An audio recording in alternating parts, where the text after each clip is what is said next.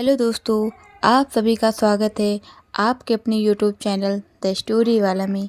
आज हम गबन की कहानी की अगले भाग की शुरुआत करते हैं। तो आइए दोस्तों। प्रातःकाल का समय था। रमा ने रतन के पास अपना आदमी भेजा। खत में लिखा, मुझे बड़ा खेद है कि कल जालपा ने आपके साथ ऐसा व्यवहार क्यों किया जो उसे नहीं करना चाहिए था। मेरा विचार ये कदापि नहीं था कि रुपए आपको लौटा दूं। मैंने शराब को ताकीद करने के लिए उसे रुपए लिए थे।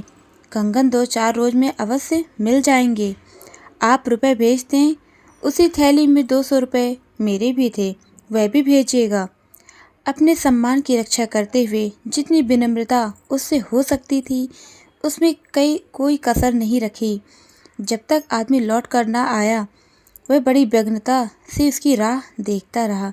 कभी सोचता कहीं बहाना न कर दे, यह घर पर मिले ही नहीं, या 2-4 दिन के लिए बाद देने का वादा करें। सारा दरेमदार रतन के रुपए पर था। अगर रतन ने साफ जवाब दे दिया तो फिर सर्वनाश। उसकी कल्पना से ही रमा के प्राण सूखे जा रहे थे। आखिर 9 बजे आदमी लौटा। रतन ने 200 रुपये तो दिए थे मगर खत का कोई जवाब न दिया था। तभी रमा ने निराश आंखों से आकाश की ओर देखा और सोचने लगा, रतन ने खत का जवाब क्यों नहीं दिया। मामूली शिष्टाचार भी नहीं जानती क्या? कितनी मक्कार औरत है। रात को ऐसा मालूम होता था कि साधुता और सज्जनता की प्रतिमा ही है, पर दिल में यह गुबार भरा हुआ था। शेष रुपयों की चिंता में रमा को नहाने खाने की भी सुध न रही। कहार अंदर गया तो जालपा ने पूछा, तुम्हें कुछ काम धंधों की भी खबर है कि मटर गश्ती ही करते रहोगे? 10 बज रहे हैं और अभी तक तरकारी भाजी का कहीं पता नहीं। क्यों? कहार ने त्योरिया बदल कर कहा, तो का 4 हाथ गोड़ का कर ले, कामे से तो गवा रहीन। बाबू मेम साहब के 30 रुपये लेवे का भेजिन रहा। जालपा ने कहा, कौन मेम साहब? कहार ने कहा, जॉन मोटर पर चढ़कर आवत है। जालपा ने कहा, तो लाए रुपए? कहार ने कहा, लाए काहे नहीं, पृथ्वी के छोर पर तो रहत है, दौरत दौरत गोड़ पिराए लाग। जालपा ने कहा, अच्छा, चटपट जाकर तरकारी लेकर आओ।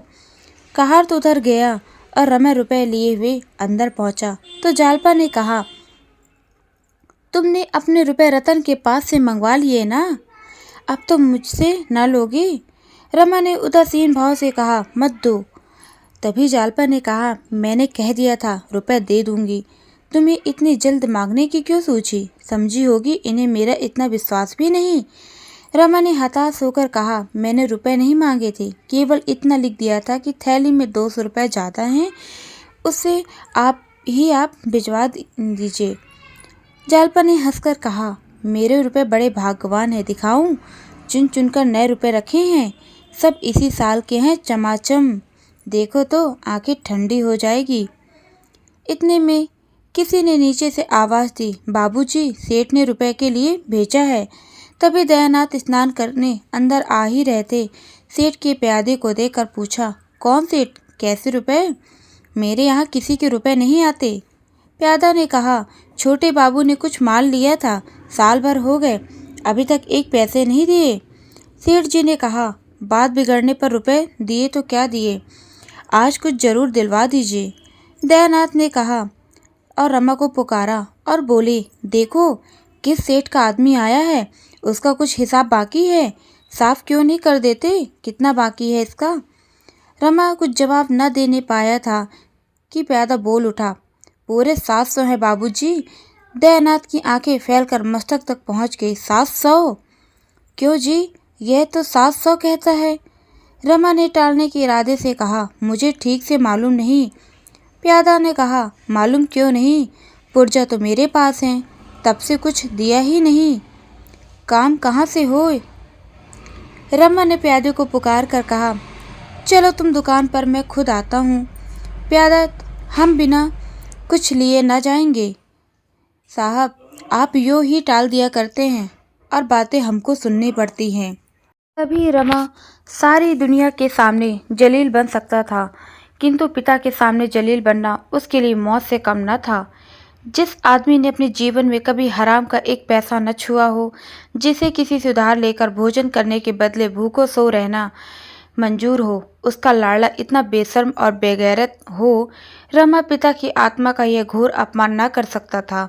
वह उन पर यह बात प्रकट न होने देना चाहता था कि उनका पुत्र उनके नाम को बट्टा लगा रहा है। कर्कश स्वर में प्यादे से बोला, तुम अभी यहीं खड़े हो? हट जाओ, नहीं तो धक्का देकर निकाल दिए जाओगे। प्यादा ने कहा, हमारे रुपए दिलवाइए, हम चले जाएं। हमें क्या, आपके द्वार पर मिठाई मिलती है क्या? रमानाथ ने कहा, तुम न जाओगे ऐसे? जाओ, लाला से कह देना नालिश कर दे। दयानाथ ने डटकर कहा, क्या बेशर्मी की बातें करते हो जी? जब गिरे में रुपए न थे तो चीजें लाए ही क्यों? और लाए तो जैसे बने वैसे रुपए अदा करो। कह दिया नालिश कर दो। नालिश कर देगा तो कितनी आबरू रह जाएगी, इसका भी कुछ ख्याल है? सारे शहर में उंगलियां उठेंगी, मगर तुम्हें इसकी क्या परवाह? तुमको यह सूझी क्या कि एक बारगी इतनी बड़ी गठरी सिर पर लाद ली? कोई शादी ब्याह का अवसर होता तो एक बात भी थी। और वह औरत कैसी है जो पति को ऐसी बेहूदगी करते देखती है और मना नहीं करती? आखिर तुमने क्या सोचकर यह कर्ज लिया? तुम्हारी ऐसी कुछ बड़ी आमदनी तो नहीं है? तभी रमा को पिता की यह डांट बहुत बुरी लग रही थी। उसके विचार में पिता को इस विषय में कुछ बोलने का अधिकार ही नहीं था। निसंकोच होकर बोला, आप नाहक इतना बिगड़ रहे हो। आपसे रुपए मांगने जाऊं तो कहिएगा, मैं अपने वेतन से थोड़ा थोड़ा करके सब चुका दूंगा। अपने मन में उसने कहा, यह तो आप ही की करनी का फल है, आप ही के पाप का प्रायश्चित कर रहा हूँ। प्यादे ने पिता और पुत्र में वाद विवाद होते देखा तो चुपके से अपनी राह ली। मुंशी जी भुनभुनाते हुए स्नान करने चले गए और रमा ऊपर गया तो उसके मुंह पर लज्जा और ग्लानि की फटकार बरस रही थी। जिस अपमान से बचने के लिए वह डाल डाल पात पात भगता फिरता था वह हो ही गया। इस अपमान के सामने सरकारी रुपए की फिक्र भी गायब हो गई थी। कर्ज लेने वाले बला के हिम्मती होते हैं। साधारण बुद्धि का मनुष्य ऐसी परिस्थितियों में पड़कर घबरा उठता है, पर बैठक बाजों के माथे पर बल तक नहीं पड़ता। रमा अभी इस कलम में दक्ष नहीं हुआ था। इस समय यदि यमदूत उसके प्राण हरने आता तो वह आंखों से दौड़कर उसका स्वागत करता। कैसे क्या होगा, यह शब्द उसकी एक एक रूम से निकल रहा था। कैसे क्या होगा, इससे अधिक वह इस समस्या की और व्याख्या नहीं कर सकता था। यही प्रश्न एक सर्वव्यापी पिशाच की भांति उसे घूरता दिखाई देता था। कैसे क्या होगा, यही शब्द अगणित बकुलों की भांति चारों ओर उठते नजर आते थे। वह इस पर विचार न कर सकता था, केवल उसकी ओर से आंखें बंद कर सकता था। उसका चित्त इतना खिन्न हुआ कि आंखें सजल हो गई और जालपा ने पूछा, तुमने तो कहा था इसके अब थोड़े ही रुपए बाकी हैं। तभी रमन ने सिर झुकाकर कहा, यह दुष्ट झूठ बोल रहा था, मैंने कुछ रुपए दिए हैं। जालपा ने कहा, दिए होते तो कोई रुपयों का तकाजा क्यों करता? जब तुम्हारी आमदनी इतनी कम थी तो गहने लिए ही क्यों? मैंने तो कभी जिद नहीं की थी, और मान लो मैं 2-4 बार कहती भी, तुम्हें समझ बूझकर काम करना चाहिए था। अपने साथ मुझे भी 4 बातें सुनवा दी। आदमी सारी दुनिया से पर्दा रखता है, लेकिन अपनी स्त्री से पर्दा नहीं रखता। तुम मुझसे भी पर्दा रखते हो। अगर मैं जानती तुम्हारी आमदनी इतनी थोड़ी है तो मुझे ऐसा क्या शौक चढ़ाया था कि मोहल्ले भर की स्त्रियों को तांगे पर बैठा बैठा कर सैर कराने ले जाती। अधिक से अधिक यही तो होता कि कभी कभी चित्त दुखी हो जाता, पर यह तकाजे तो न सहने पड़ते। कहीं नालिश कर दे तो 700 के 1000 हो जाएं। मैं क्या जानती थी कि तुम मुझसे ये छल कर रहे हो। कोई वैसा तो थी नहीं कि तुम्हें नोच खसोट कर अपना घर भरना मेरा काम होता। मैं तो भरे बुरे दिनों की साथिन हूँ। भले में तुम चाहे मेरी बात मत पूछो, बुरे में तो मैं तुम्हारे गले पड़ूंगी ही। रमा के मुख से एक शब्द नहीं निकला। दफ्तर का समय आ गया था, भोजन करने का अवकाश नहीं था। रमा ने कपड़े पहने और दफ्तर चला। जागेश्वरी ने कहा, क्या बिना भोजन किए चले जाओगे? रमा ने कोई जवाब नहीं दिया और घर से निकलना ही चाहता था कि जालपा झपट कर नीचे आई और पुकार कर बोली, मेरे पास जो 200 रुपये हैं उन्हें क्यों नहीं शराब को दे देते? रमा ने चलते वक्त जानबूझकर जालपा से रुपए नहीं मांगे थे। वह जानता था जालपा मांगते ही दे देगी, लेकिन इतनी बातें सुनने के बाद अब रुपए के लिए उसके सामने हाथ फैलाते उसे संकोच ही नहीं भय होता था कहीं वह फिर न उपदेश देने बैठ जाए। इसकी उपेक्षा आने वाली विपत्तियां कहीं हल्की थी, मगर जालपा ने उसे पुकारा तो कुछ आशा बंधी। ठिठक गया और बोला, अच्छी बात है, लाओ दे दो। वह बाहर के कमरे में बैठ गया। जालपा दौड़कर ऊपर से रुपए लाई और गिन गिन कर उसकी थैली में डाल दिए। उसने समझा था रमा रुपए पाकर फूला न समाएगा, पर उनकी आशा पूरी नहीं हुई। अभी 300 रुपए की फिक्र करनी थी। वे कहाँ से आएंगे? भूखा आदमी इच्छापूर्ण भोजन चाहता है, 2-4 फुलकों से उसकी संतुष्टि नहीं होती। तभी सड़क पर आकर रमा ने एक तांगा लिया और उसे जॉर्ज टाउन चलने को कहा, शायद रतन से भेंट हो जाए। वे चाहे तो 300 रुपये का बड़ी आसानी से प्रबंध कर सकती है। रास्ते में वह सोचता जाता था, आज बिल्कुल संकोच नहीं करूँगा। जरा देर में जॉर्ज टाउन आ गया। रतन का बंगला भी आया। वह बरामदे में बैठी थी। रमा ने उसे देखकर हाथ उठाया। उसने भी हाथ उठाया, पर वहाँ उसका सारा संयम टूट गया। वह बंगले में ना जा सका। तांगा सामने से निकल गया। रतन बुलाती तो वह चला जाता। वह बरामदे में नहीं बैठी होती तब भी शायद वह अंदर जाता, पर उसके सामने बैठे देखकर वह संकोच में डूब गया। जब तांगा गवर्नमेंट हाउस के पास पहुंचा तो रमा ने चौंक कर कहा, चुंगी के दफ्तर चलो। तांगे वाले ने घोड़ा फेर दिया। 11 बजते बजते रमा दफ्तर पहुंचा। उसका चेहरा उतरा हुआ था, छाती धड़क रही थी। बड़े बाबू ने जरूर पूछा होगा, जाते ही बुलाएंगे। दफ्तर में जरा भी रियायत नहीं करते। तांगे से उतरते ही उसने पहले अपने कमरे की तरफ निगाह डाली। देखा कई आदमी खड़े उसकी राह देख रहे हैं। वह उधर ना जाकर रमेश बाबू के कमरे की ओर गया। रमेश बाबू ने पूछा, तुम अब तक कहाँ थे? जी खंचाजी साहब तुम्हें खोजते फिरते हैं, चपरासी मिला था क्या? रमा ने अटकते हुए कहा, मैं घर पर नहीं था, जरा वकील साहब की तरफ चला गया था। एक बड़ी मुसीबत में फंस गया हूँ। रमेश ने कहा, कैसी मुसीबत? घर पर तो सब कुशल है ना? रमानाथ ने कहा, जी हाँ, घर पर तो सब कुशल है। कल शाम को यहाँ काम बहुत था, मैं उसमें ऐसा फंसा कि वक्त की कुछ खबर ही नहीं रही।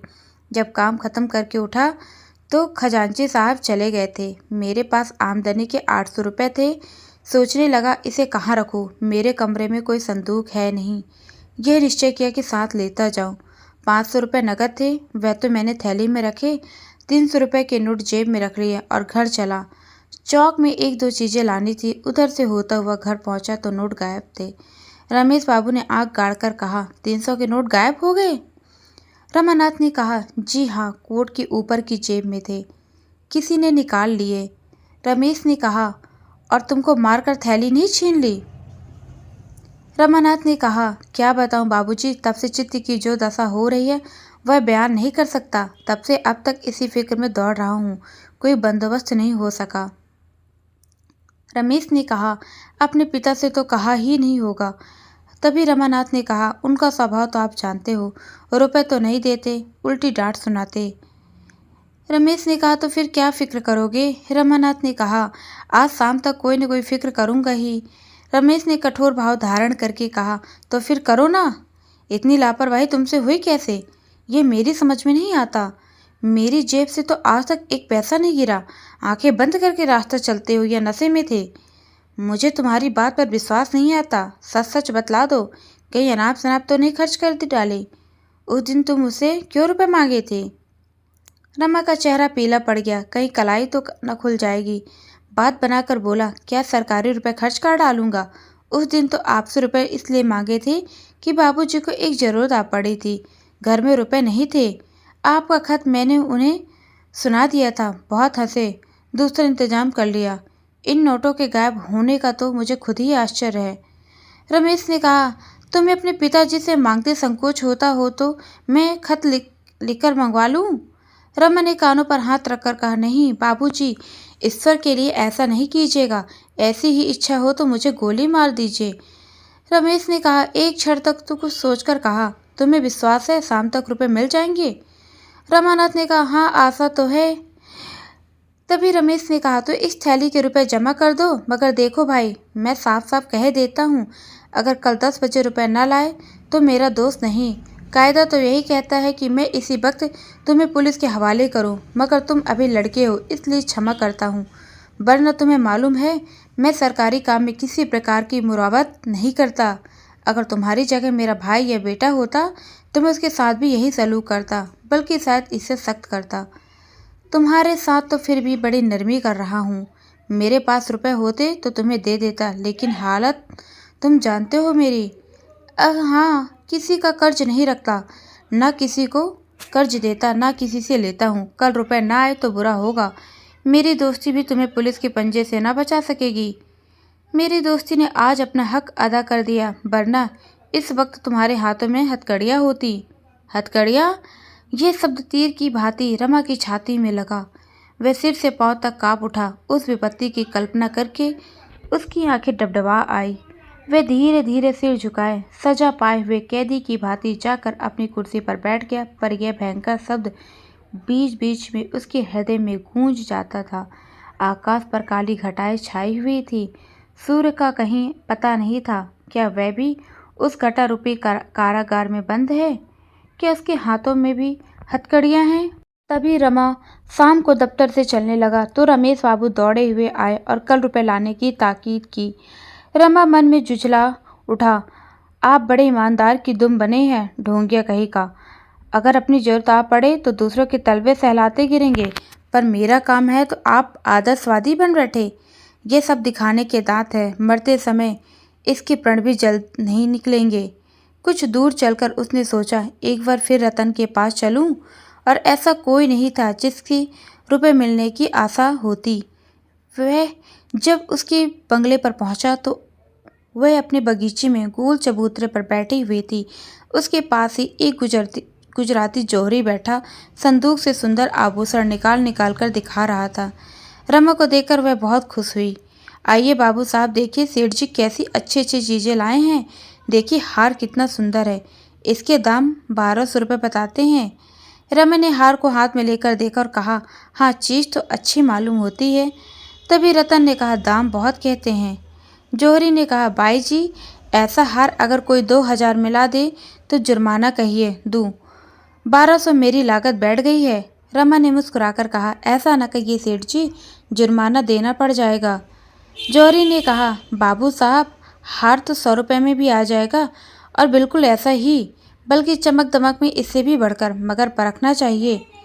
मैंने खुद ही आपसे मोल तोल की बात नहीं की। मोल तोल अनाड़ियों से किया जाता है। आपसे क्या मोल तोल? हम लोग निरे रोजगारी नहीं हैं। बाबू साहब आदमी का मिजाज देखते हैं। श्रीमती जी ने क्या आमिराना मिजाज दिखाया है कि वाह। रतन ने हार को लुब्ध नज़रों से देखकर कहा, कुछ तो कम कीजिए सेठ जी, आपने तो जैसे कसम खा ली। तभी जौहरी ने कहा, कमी का नाम न लीजिए हुजूर, ये चीज़ आपकी भेंट है। रतन ने कहा, अच्छा अब एक बात बतला दीजिए, कम से कम इसका क्या लेंगे? जौहरी ने कुछ क्षुब्ध होकर कहा, 1200 रुपये और 12 कौड़ियाँ होंगी हुजूर। आपसे कसम खाकर कहता हूँ, इसी शहर में 1500 का बेचूंगा और आपसे कह जाऊंगा किसने लिया। यह कहते हुए जौहरी ने हार को रखने का केस निकाला। रतन को विश्वास हो गया यह कुछ कम नहीं करेगा। बालकों की भांति अधीर होकर बोली, आप तो ऐसा समेट लेते हैं कि हार को नज़र लग जाएगी। जौहरी ने कहा, क्या करूँ हुजूर, जब ऐसे दरबार में चीज़ की कदर नहीं होती तो दुख होता ही है। रतन ने कमरे में जाकर रमा को बुलाया और बोली, आप समझते हैं ये कुछ और उतरेगा? रमानाथ ने कहा, मेरी समझ में तो चीज़ 1000 से ज़्यादा की नहीं है। तभी रतन ने कहा, उह होगा, मेरे पास तो 600 रुपये हैं। आप 400 रुपये का प्रबंध कर दे तो ले लूँ। ये इसी गाड़ी से काशी जा रहा है और उधार नहीं मानेगा। वकील साहब किसी जलसे में गए हैं, 9-10 बजे के पहले नहीं लौटेंगे। मैं आपको कल रुपए लौटा दूंगी। रमा ने बड़े संकोच के साथ कहा, विश्वास मानिए मैं बिल्कुल खाली हाथ हूँ। मैं तो आपसे रुपए मांगने आया था। मुझे बड़ी सख्त ज़रूरत है। वह रुपए मुझे दे दीजिए, मैं आपके लिए कोई अच्छा सा हार यहीं से ला दूंगा। मुझे विश्वास है ऐसा हार 700-800 में मिल जाएगा। रतन ने कहा, चलिए मैं आपकी बातों में नहीं आती। 6 महीने में एक कंगन तो बनवा नहीं सके, अब हार क्या लाएंगे? मैं यहाँ कई दुकानें देख चुकी हूँ, ऐसी चीज़ शायद ही कहीं निकले, और निकले भी तो इसके डेढ़े दाम देने पड़ेंगे।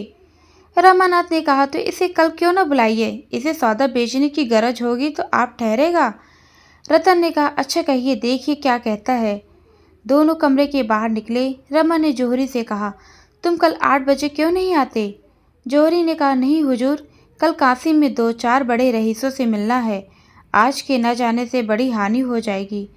तभी रतन ने कहा, मेरे पास इस वक्त 600 रुपये हैं, आप हार दे जाइए, बाकी के रुपए काशी से लौट कर ले जाइएगा।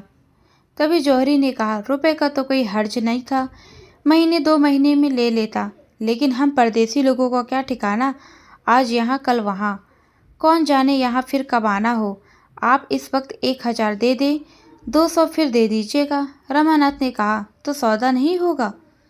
जौहरी ने कहा, इसका अख्तियार आपको है, मगर इतना कह देता हूँ कि ऐसा माल फिर नहीं पाइएगा। रमानाथ कहते हैं कि रुपए होंगे तो माल बहुत मिल जाएगा। तभी जौहरी ने कहा, कभी कभी दाम रहने पर भी अच्छा माल नहीं मिलता। यह कहकर जौहरी ने फिर हार को केस में रखा और इस तरह संदूक समेटने लगा मानो वह एक क्षण भी नहीं रुकेगा। रतन का रोए रोए कान बना हुआ था, मानो कोई कैदी अपनी किस्मत का फैसला सुनाने को खड़ा हो और उसके हृदय की सारी ममता, ममता का सारा अनुराग और अनुराग की सारी अधीरता, उत्कंठा और चेष्टा उसी हार पर केंद्रित हो रही थी।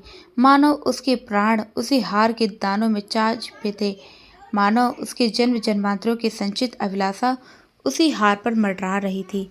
जौहरी को संदूक बंद जरूरतें देखकर वे जलविहीन मछली की भांति तड़पने लगी। कभी वह संदूक खोलती तो कभी वह दराज खोलती, पर रुपए कहीं नहीं मिले। सहसा मोटर की आवाज़ सुनकर रतन ने फाटक की ओर देखा। वकील साहब चले आ रहे थे। वकील साहब ने मोटर बरामदे के सामने रोक दिया और चबूतरे की तरफ चल पड़े। तभी रतन ने चबूतरे के नीचे उतरकर कहा, आप तो 9 बजे आने को कह गए थे। वकील ने कहा, वह काम ही पूरा नहीं हुआ, बैठकर क्या करता। कोई दिल से तो काम करना नहीं चाहता, सब मुफ्त में का नाम कमाना चाहते हैं। यह क्या कोई जौहरी है? जौहरी ने उठकर सलाम किया। वकील साहब रतन से बोले, क्यों, तुमने कोई चीज़ पसंद की है? रतन ने कहा, हाँ, एक हार पसंद किया है, 1200 रुपये मांगते हैं। वकील ने कहा, बस, और कोई चीज़ पसंद करो, तुम्हारे पास सिर की कोई इच्छा अच्छी चीज़ नहीं है? रतन ने कहा, इस वक्त मैं यही एक हार लूँगी, आजकल सिर की चीज़ें कौन पहनता है। वकील साहब ने कहा, लेकर रख लो, पास रहेगी तो कभी पहन भी लोगी, नहीं तो कभी दूसरों को पहने देख लिए तो कहोगी मेरे पास होता तो मैं भी पहनती। वकील साहब को रतन से पति का सा प्रेम नहीं, पिता का सा स्नेह था। जैसे कोई स्नेही पिता मेले में लड़कों से पूछ पूछ कर खिलौने लेता है, वह भी रतन से पूछ पूछ कर खिलौने लेते थे। उसके कहने भर की देर थी। उनके पास उसे प्रसन्न करने के लिए धन की सिवा और कुछ चीज़ ही क्या थी। उन्हें अपने जीवन में एक आधार की जरूरत थी, संदेह आधार की, जिसके सहारे वह इस जीर्ण दशा में भी जीवन संग्राम में खड़े रह सके। जैसे किसी उपासक को प्रतिमा की जरूरत होती है, बिना प्रतिमा के वह किस पर फल चढ़ाए, किसे गंगा जल से नहलाए, किसे स्वादिष्ट चीज़ों का भोग लगाए। इसी भांति वकील साहब को भी पत्नी की जरूरत थी। रतन उनके लिए निसंदेह कल्पना मात्र थी, जिससे उनकी आत्मिक पिपासा शांत होती थी। कदाचित रतन के बिना उनका जीवन उतना ही सूना होता जितना आंखों के बिना मुख। रतन ने केस में से हार निकालकर वकील साहब को दिखाया और बोली, इसके 1200 रुपये मांगते हैं। तभी वकील साहब की निगाह में रुपए का मूल्य आनंददायिनी शक्ति थी। अगर हार रतन को पसंद है तो उन्हें इसकी परवाह नहीं थी। इसके क्या दाम देने पड़ेंगे? उन्होंने चेक निकालकर जौहरी की तरफ देखा और पूछा, सच सच बोलो, कितना लिखूं? जौहरी ने हार को उलट पलट कर देखा और हिचकते हुए बोला, 1150 कर दीजिए। वकील साहब ने चेक लिखकर उसको दिया और वह सलाम करके चलता हुआ। तभी रतन का मुख इस समय बसंत की प्राकृतिक शोभा की भांति विकसित थी। ऐसा गर्व, ऐसा उल्लास उसके मुख पर कभी नहीं दिखाई दिया था, मानो उसे संसार की संपत्ति मिल गई है। हार को गले में लटकाए वह अंदर चली गई। वकील साहब के आचार विचार में नई और पुरानी प्रथाओं का विचित्र मेल था। भोजन वे अभी तक किसी ब्राह्मण के हाथ का भी नहीं खाते थे। आज रतन उनके लिए अच्छी अच्छी चीज़ें बनाई गई। अपनी कृतज्ञता को वह कैसे जाहिर करे। रमा कुछ देर तक बैठा वकील साहब का यूरोप गौरव गान सुनता रहा। अंत को निराश होकर चल। तो अगर मेरी वीडियो आपको पसंद आ रही हो तो मेरे चैनल को लाइक करो, शेयर करो एंड सब्सक्राइब करो। अगले भाग में